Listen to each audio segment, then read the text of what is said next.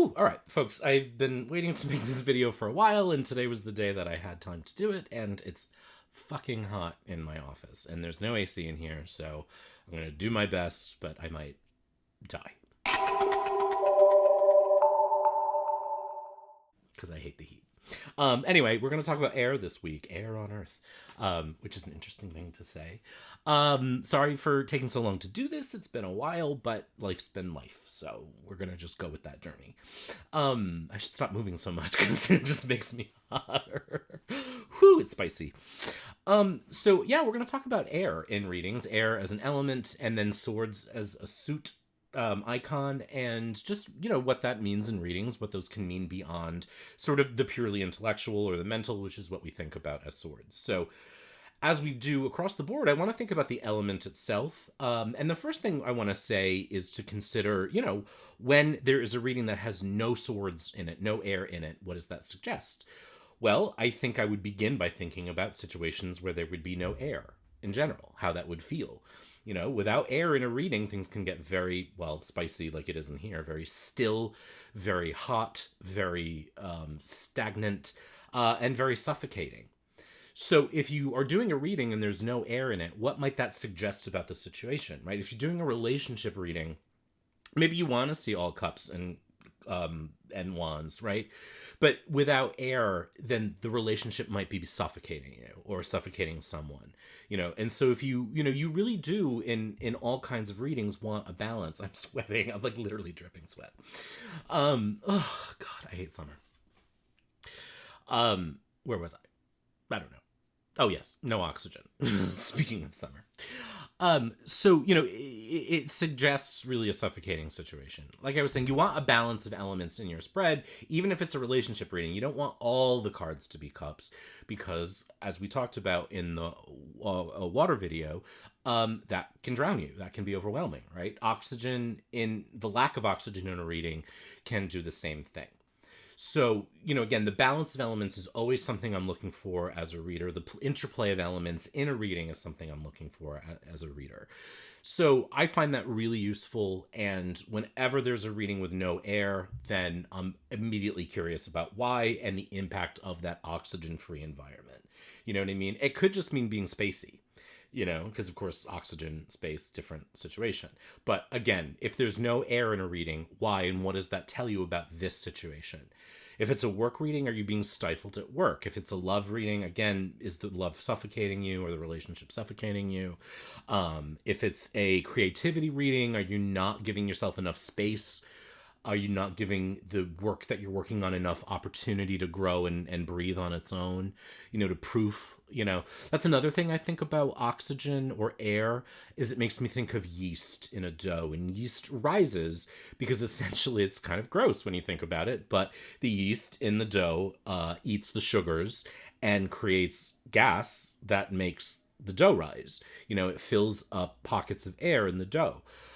In doing that, it's also creating a fermented flavor. Go bread, right? So, if there's no oxygen in a reading, is the dough going to rise? So something to think about in that regard. If there is a lot of oxygen, is it rising too fast? Is the bread rising too fast? But anyway, that goes to my original point, which is like sometimes things need to breathe, to rest. You can't just mix the bread dough and throw it in the oven. You have to let it rise.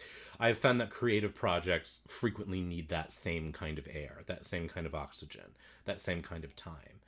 So, again, in a creativity reading, an absence of air could tell you that you're not giving yourself enough breathing room or the project enough breathing room. What's interesting, too, is that the stereotype or the traditional meaning of air, of oxygen, is that it is something that is creative because it's linked to our mind. And so if we're working on a novel or an art project or a score or improving our swing, whatever the case is, maybe we're not thinking enough about it. And then the converse is true too. Like, what happens if there's too much air? Well, the first thing I would think, because this is a tendency of mine, is if there's too much air in a reading, then you're overthinking it. Or you're giving it too much gas, too much air. Maybe you're letting it proof too fast, or you added too much yeast to this particular dough, right? Maybe a little bit of a weird metaphor. But again, that's kind of what tarot does, is it connects metaphors to life. it creates a little story, and then you take that story and you apply it to the situation you're reading about, and so a lot of swords cards, a lot of air cards in a reading may make it like you're giving too much space, too much air. In a romance reading, there may be too much distance between you, where you may be overthinking the situation, or you may need to give it some oxygen, or it's just sort of petering out, you know what I mean? And oxygen has sort of replaced the other elements, and it's purely become an intellectual act. Again, everything's going to depend on context, on what you know about the situation. But the idea here is, what is an abundance, or what's the opposite of an abundance? A deficit of air tell you about the situation. So that's without even knowing what air means generally. Just thinking about the amount of oxygen in a reading can go a long way. If you have a very fiery reading and there's no oxygen in it, maybe you need the bellows to keep the fire burning. I talked about in the wands video, the fire video, that fire needs oxygen to survive. It is fuel. It is food for oxygen. It will for fire. It will die out without oxygen. And so if you think about like a lantern in a tent, when I was a kid, they used to tell us all these stories when we go camping about like, oh, they left their kerosene lantern in the tent and it had all the oxygen and everyone suffocated. A thing that is real. And it's actually hard for me not to think about the news this week and that in mind. But there's another example, right? Oxygen, not being where it needs to be, or playing a role in the destruction of something because the science was faulty. So that's what sort of like you can think about in terms of a lot of air and not enough air, is that right there. I didn't mean to rhyme, but I did. Go me. So another thing to think about with too much air is what happens if you get over-oxygenated, and you could get a little dizzy, a little woozy, which is another thing that you can find in the early stages of relationships, and that's a thing that you might see too. So there's so much air, there's so much oxygen that it's a little dizzy making, you know what I mean? And in that regard, you could think of it like champagne bubbles. I don't drink champagne very much. I actually don't drink very much at all anymore, but I love champagne, but I can't have a lot of it because it goes right to my head and I become like the flirtiest little bitch you've ever seen. You know what I mean? I have to be careful when I drink champagne. But again, that sort of gaseous, airy, delightful, intoxicating quality can carry the alcohol, carry the booze right to your head, carry the situation right to your head. So if you have a very airy reading and it's about a relationship, for example, if it doesn't make sense that the person is overthinking it, because weirdly some people don't overthink things, it may mean that it's very intoxicating and it's going right to their heads. A lot of air and water in a reading could signal intoxication too in some way, and so the combination of air and water is what creates those champagne bubbles. Oxygen is also made of air, and so if you have a watery reading with no oxygen in it, with no air in it, maybe the water starts to suffocate. Again, if we think about science for a lot of metaphors, I know science hates what we do, but when a pond becomes deoxygenated, I may have even mentioned this in the water video, the things inside it stop living. They die. And so if you have a very watery reading or a very watery situation and there's no air in it, then how long is that sustainable? And that's another thing I'm constantly thinking about, because folks want to know about timing in readings. I generally give my readings a 3 to 6 month window. If I'm doing kind of a forecast or some kind of prediction, unless I have other information telling me to do something else, 3 to 6 months is sort of where I'm looking at. So if there's no oxygen that comes into a situation that seems very watery, then that means within the next 3 to 6 months, the oxygen could die out. Or if you want to sustain it, you need to bring some oxygen into the situation. And what does that mean? It could mean thinking critically. It could mean communicating better. All of those qualities of the swords that we're used to, so talking something out. If we're not talking about our feelings, if we're not expressing our feelings in a situation, that may suffocate a relationship, right? So something may need to be expressed, given voice, or we need to think more critically. We need to think carefully. We need to study it, maybe, because swords are often associated with students learning, thinking, right? So maybe it requires some study. Let's say you're doing a reading on like, why aren't my spells working? Why isn't my magic working, for example? Just something off the top of my head. And you get a very airy reading, it may mean you need to think about this more. Or if you have a very watery reading with no air, maybe it means you're putting all your feeling into it, but you need to study what to do, how to channel those feelings, channel those emotions into action. Which is an interesting thing. It makes me think of air as action. It's everywhere. It's all around us, and we can see it when it's moving, but we can feel it when it's not, which is what's happening in my office right now. The air is not moving. And actually I have some candles going over there too, so that doesn't help. But it is interesting to think about, in that regard, how the absence or fullness of the element tells you about the situation, about the conditions that you're operating under. So a reading could say everything's great, you feel so good. It's the, six of cups and the three of cups and the two of cups. It's all the cups, and there's no oxygen. Then you are feeling good right now. But how long is that sustainable? And what do you need to do to make sure that some oxygen comes into the situation to balance things out? So I really love to look for the absences of cards in a spread, of an element in a spread, because that tells me so much, especially if the rest of the spread is fairly balanced. If we've got plenty of trumps and plenty of fire, water, earth, and there's no air, that's really interesting. And again, is it sustainable? So other things to think about with air is that it can be kind of flighty. It can be sort of head in the clouds. Clouds are obviously air. And so there's a quality of that. We might not be overthinking, but we might be a little, space cadet-y. So again, what's the context? Why am I not getting promoted at work? All these swords tell me I'm communicating well. They might actually be telling you that you are viewed as kind of a space cadet. That's another thing, too, that's hard when we're reading for ourselves is confirmation bias. And one reason why it's helpful to think about the suits and the elements and the individual cards beyond what we think we know about them. If I get a reading and I'm like, why is my promotion not going through? Why am I not getting promotion? Why is my work not being recognized? And all the swords are telling you like, oh, you communicate really well. That's not a reason why you wouldn't get something. So you have to think contextually about what is the sword saying in this case. You're looking for a reason why something isn't working. So it's something you're either not doing or doing poorly. And in that case, maybe you don't communicate as well as you think you do. Maybe you're kind of a space cadet. Maybe you're not giving voice to your thoughts and you expect people to be mind readers, which is something that after, so many years in the corporate world, I see a lot.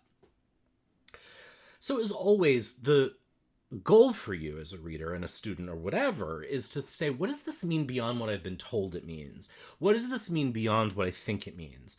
What does it mean in this context? Go to a book of fairy tales, flip through, randomly pick a story and say, okay, if I have a big swords spread around this character, what is it telling me about this story? Or the opposite, what is an absence of swords telling me about this story? Formulate a question that the character would want to know and experiment with it in that way. So air in that way to me is very versatile. It's also kind of my home suit, I would say. I'm very swordsy, I'm very cerebral, I'm very verbal, I'm very wordy, I'm an overthinker, I'm an anxious person. I have anxiety and depression, medically.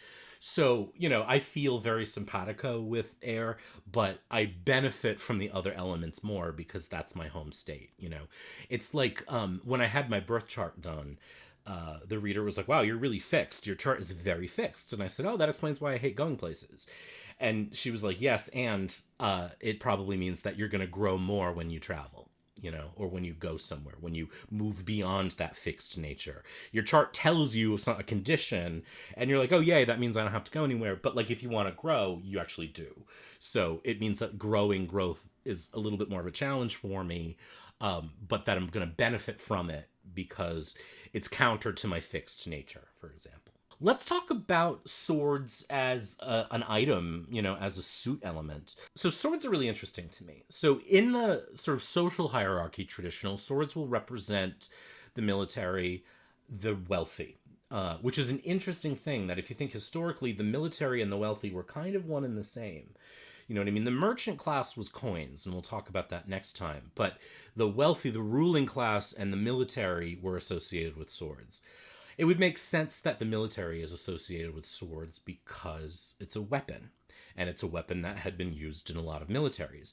It's a particular kind of weapon, though, so it's connected to wands, which are also a weapon. They bludgeon. Swords are different. They're swung, and they cut or they can also bludgeon. They're a little versatile. It depends on the kind of sword. And there are swords that are just for show, like fencing epées, for example. Other ones that are toys, other ones that are actually meant to be very deadly, and finally other ones that reflect status and stature. And so swords can represent status, wealth, power. Today, if we think about that, certainly the military, if you're looking for a significator for someone in the armed forces, a swords court card would make a lot of sense. By extension of that, though, less and more complicated things like the judiciary, like the police, and so it's a complicated suit in that regard, but the suit can represent anything adjacent to the worlds of law, legality, so lawyers, prosecutors, defense attorneys, judges, juries, anything connected to that. Incidentally, if you haven't watched Jury Duty on free TV, very funny. Is it free TV? It's that app that Amazon has. I don't know. Anyway, Jury Duty, very funny. Recommend it.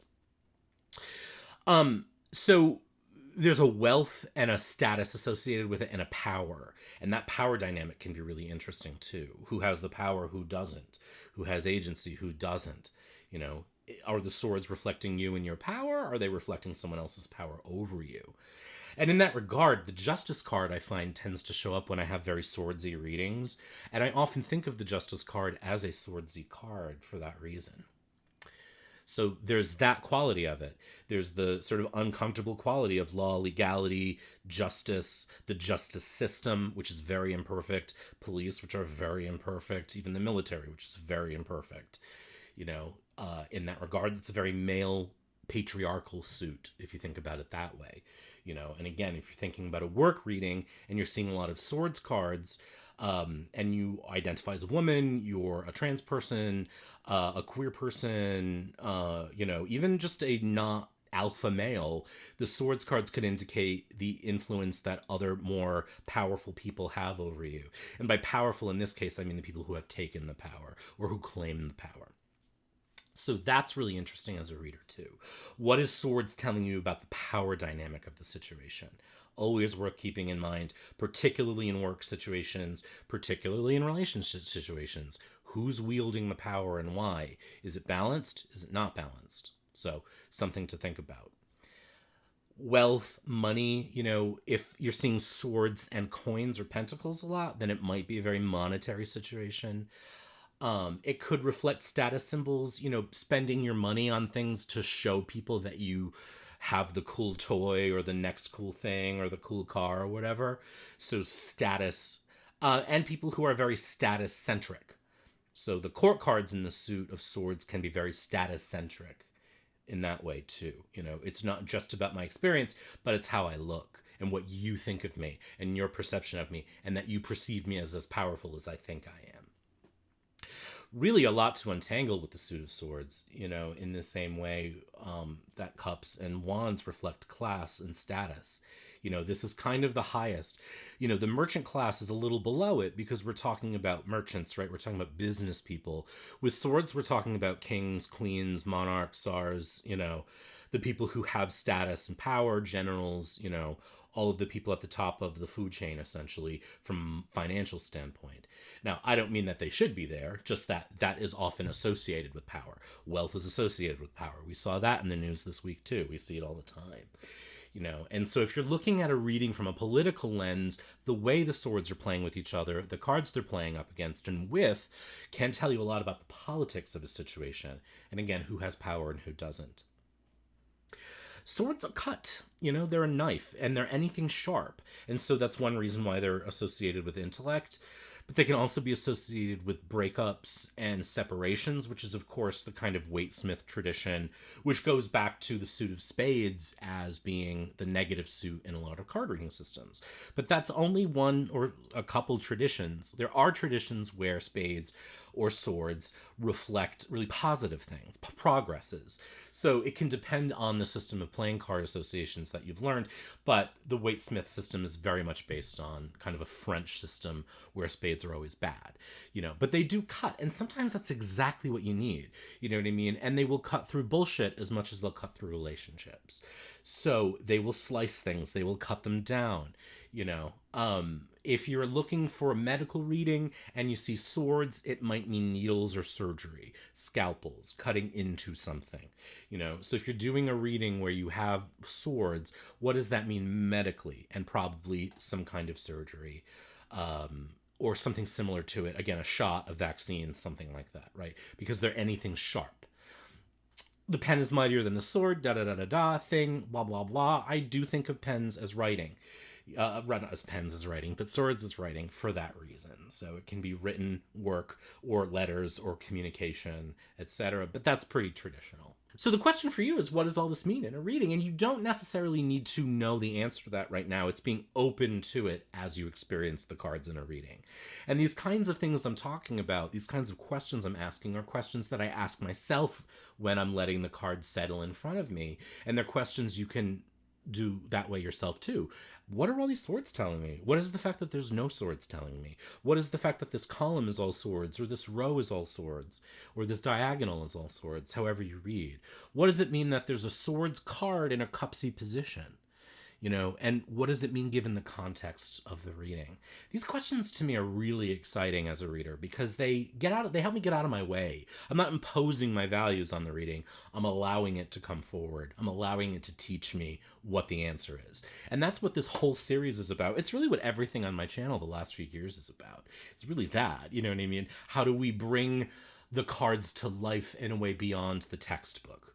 So I hope that's interesting. I hope it's helpful. One more video in the series. We'll talk about Earth/coins next time. I think it'll be next week, but I do start... No, do I start a class? No, I don't. It probably should be next week because I'm on vacation. So anyway, be good. Take care. I hope you enjoy this, and we'll talk soon.